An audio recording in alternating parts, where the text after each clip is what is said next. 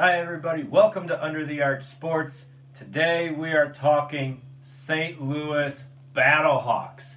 That's right, BattleHawks. They're sticking around. Before we get into this, make sure you subscribe to my channel and find us on Facebook, Under the Arch Sports. I saw the BattleHawks. We all thought they were done with, right? So it's all of 2020's been a bit of a circus, really, for the XFL and for the BattleHawks. So today I just wanted to just take a look at the past, 8 months, however long. So if you go back to 2018 and you look at Vince McMahon announcing the XFL, and everyone at first is just going, what? And details came out, and everyone's like, wow, this isn't going to be the absolute clown show that the first XFL was 20 years ago. He hate me. He hate me. This thing could actually work. They hired Oliver Luck, and they got credible names. And then they announced the 8 teams that were going to be part of the XFL. And, St. Louis was super hopeful from the outset, and it made sense, given the Rams and Kroenke and all that foolishness. But, right, St. Louis got a team. And the league slowly built itself up, and the season started in 2020.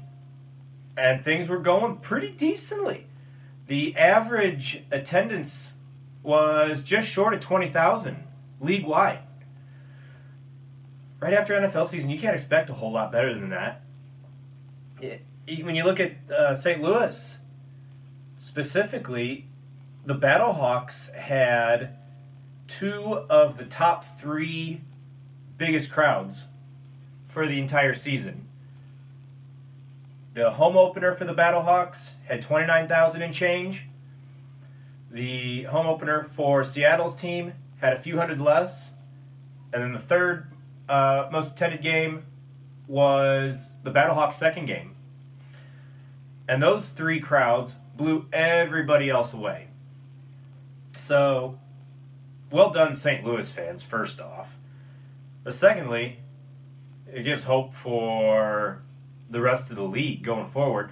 Anyway, 5 games in, St. Louis is looking good, and if you remember, because the first 2 games sold so well, they were talking about opening the Upper Bowl, and they made a big announcement on opening the Upper Bowl for the game against LA.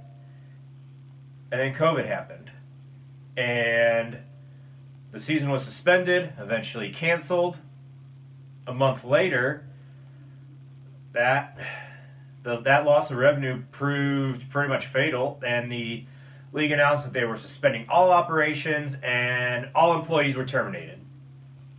At that point, it looked like BattleHawks were done with. But May 20th, the league gave us a little bit of hope. They asked authorities in St. Louis, Houston, and Seattle to keep their stadium lease agreements. They wouldn't do that if there was no hope of games being played, right? So that gave some people reason to hope. And then, oh boy, you get to August 2nd, and The Rock, Dwayne "The Rock" Johnson, and Redbird Capital, they bought the XFL for $15 million. Now, I mean, $15 million is not like, something we might find in our wallet, but to buy an entire league for $15 million? That's crazy. Just as crazy, probably crazier, the fact that deal went through so smoothly was because There were no other offers. How does that happen?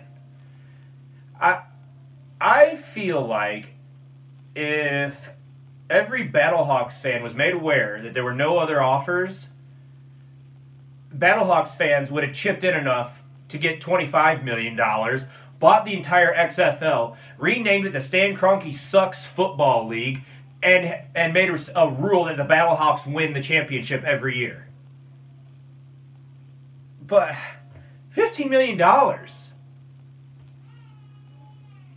I guess the long and the short of it is they're not going to buy the entire league unless they're planning on having a season.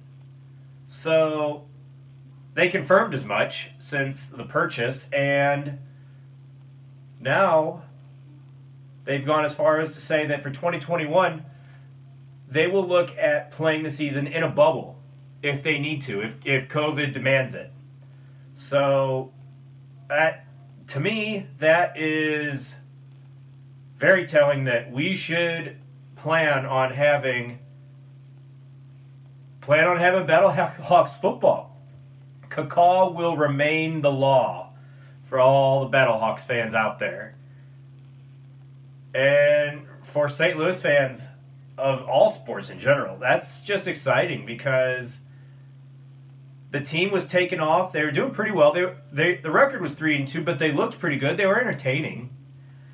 And the games were just a lot of fun to be a part of.